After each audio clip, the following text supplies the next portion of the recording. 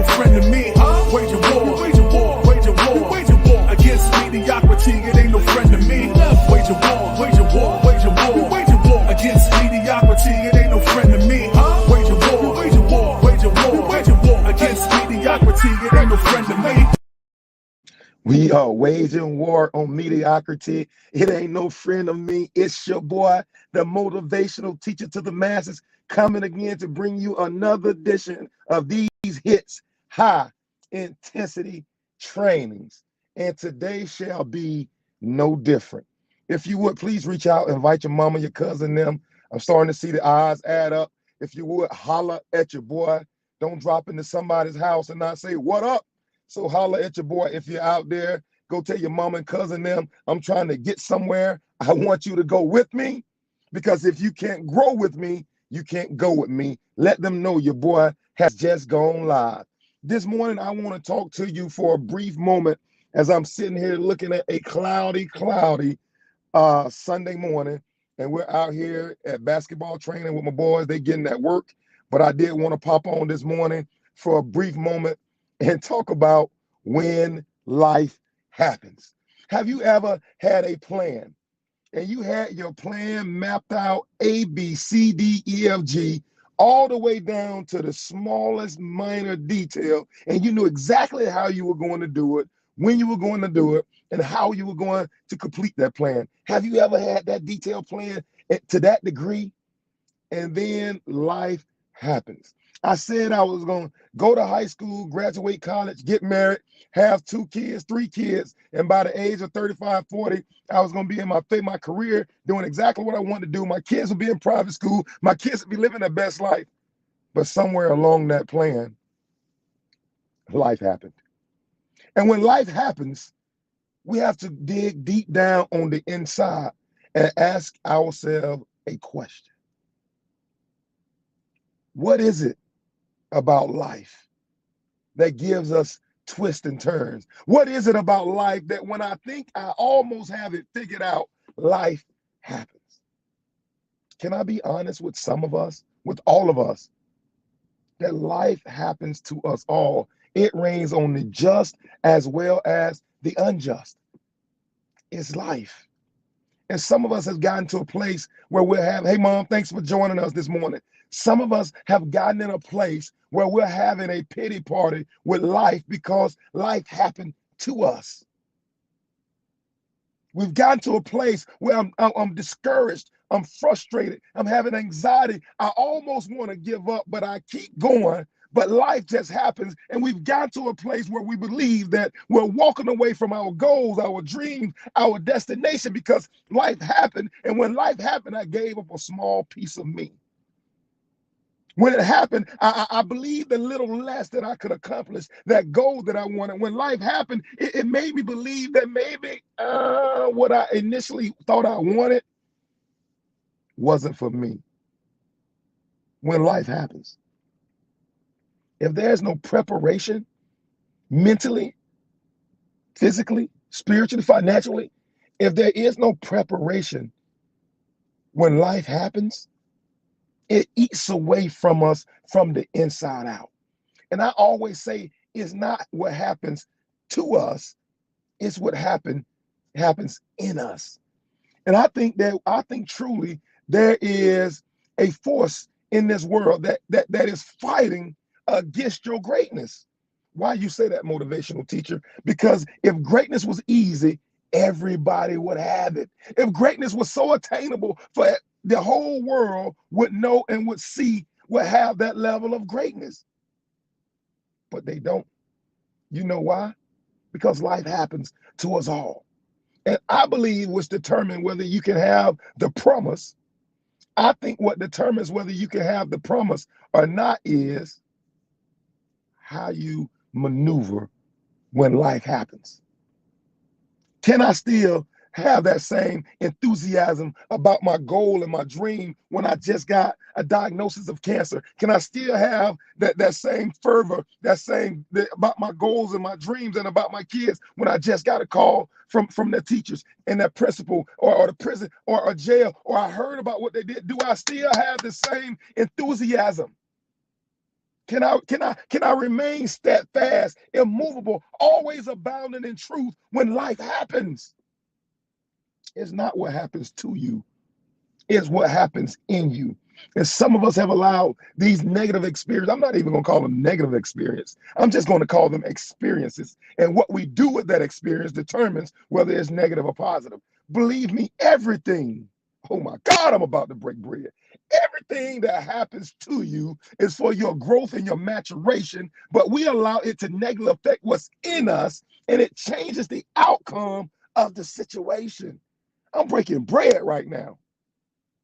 Some of us have gotten to the place where I allow what happens around me to affect what's in me. And I'm telling you, life is the other way around. I allow what goes on in me to affect what's externally outside of me. What's up, Rod? Thanks for joining us this morning, brother. Y'all got to excuse me. I got this coaching voice. I coached a game and a half yesterday. Y'all know I don't have no 50% in me. Everything I do, there's nothing lukewarm about me. I can't half do it. So my voice like this because I coached yesterday. And that's what we do. So I'm challenging us.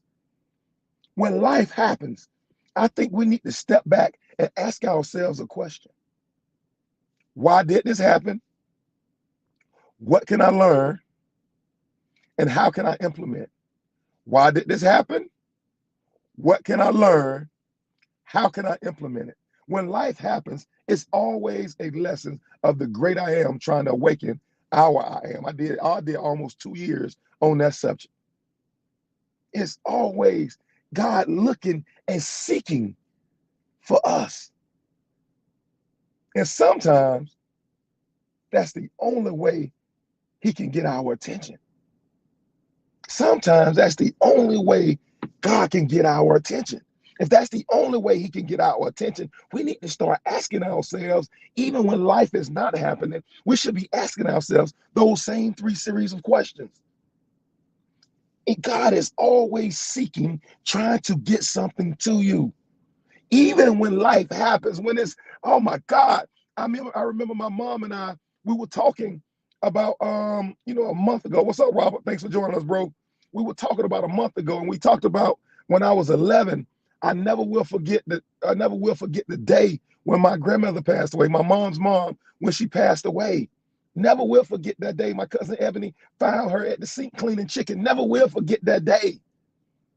And my mom and I were talking, and we were saying how everybody had to grow up after grandma died because grandma was the anchor and the rock to the family. It's unfortunate that she had to go for everybody to grow up, but even in her passing, she motivated everybody to be better.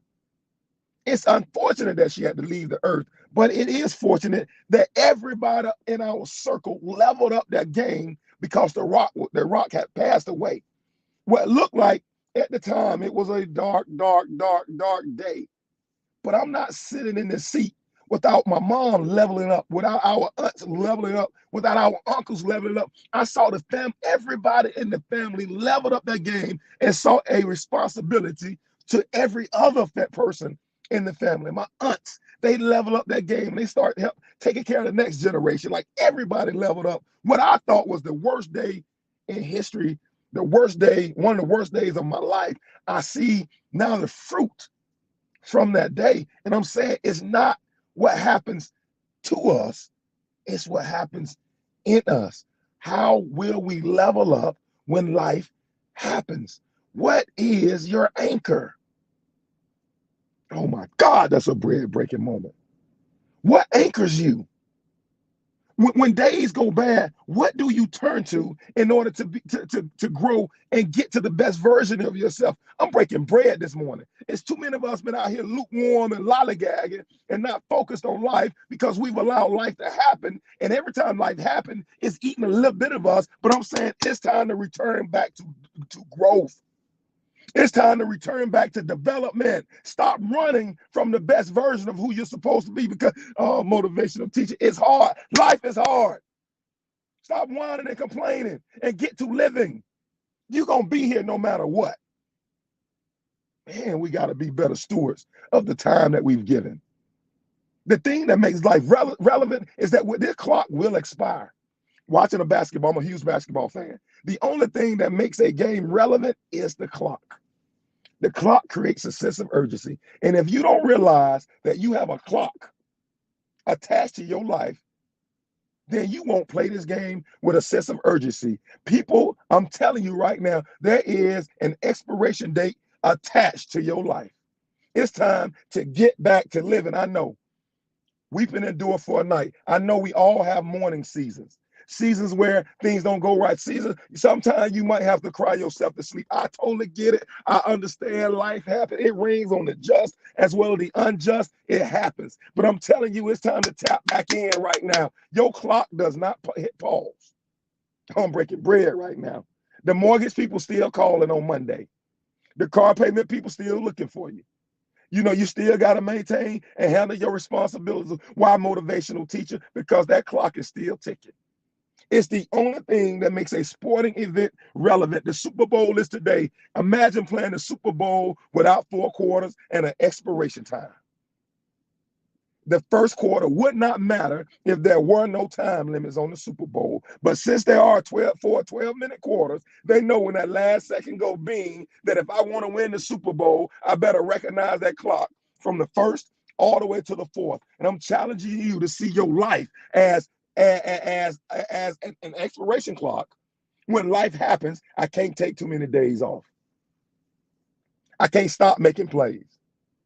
I can't hit pause for that length of a time. I realize that sometimes mental health is important, and that sometimes I just got to get myself back in the right mental space. Take you a half a day, go eat some ice cream, go get your feet done. I don't know what you need to do to mentally get yourself at least back. Go pray, go meditate, go fast, whatever you need to do. But you got to realize that clock is still ticking, and I got to get back in the game.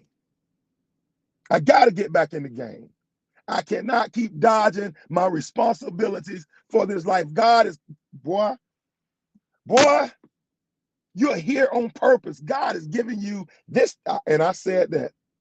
And I said that, hey, Phaedron, God is giving you this season in your life because he's trusting you with his breath. Oh my God, that's a bread-breaking moment. He's trusting you with this breath. He blew the breath of Adam, and Adam became a living being. God blew the breath of life in the rod, and rod became a living.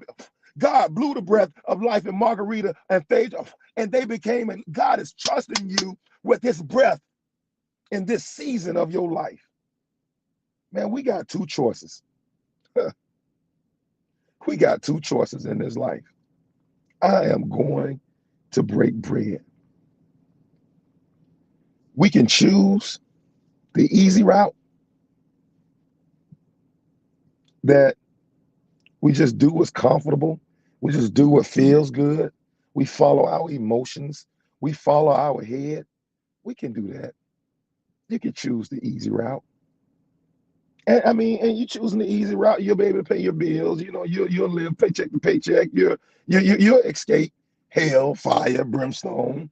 You can choose to live the easy route. But if you choose to live the easy route, your life is going to be hard. You will always be living from miracle to miracle because you only do what's comfortable. You only do what feels good. You don't stretch yourselves. Or you can choose to live your life to the fullest. You can choose life. Let me say it this way. Choose ye this day who you will serve, God or mammon. Life or death is in the power of the tongue. You have the ability to choose. This is your life. This is your life. In your life, you're sovereign. This is your life. You have the right to choose. And you can choose comfortable, or you can choose to be outside of your comfort zone, have a growth mindset, and your life will be absolutely different. Thank you, Rod. But it's time to get back in the game. The clock never stopped. I love the fact that the time will be redeemed. He'll give you back the time that the cankerworm stole. It's time to get back in the game, man. You are powerful. I love it. Marianne Williamson said, you are powerful beyond measure. Oh my God, that's a bread-breaking moment. You're powerful beyond measure. It's not your fear that scares you. It's your faith. It's your top side that keeps you afraid. And I'm telling you, it's time to explore outside of your comfort zone to get to the life that God had for you from the foundation of the earth. Man, my voice is going out again, but I'm telling you, I got to use it up. I got to use this voice to change this world. And to some of you all, you got something on the inside of you that was meant to change the world too. Let's get to it. It's your boy. It's your boy. What's up, coach? Hey, Raven. It's your boy, the motivational teacher to the masses, bringing you again another edition of these hits. And until next time, I'm challenging you to wage war on mediocrity. Your boy is out. It ain't no friend to me. Wage a war, wage a war, wage a war, wage a war against mediocrity. It ain't no friend to me. Wage a war, wage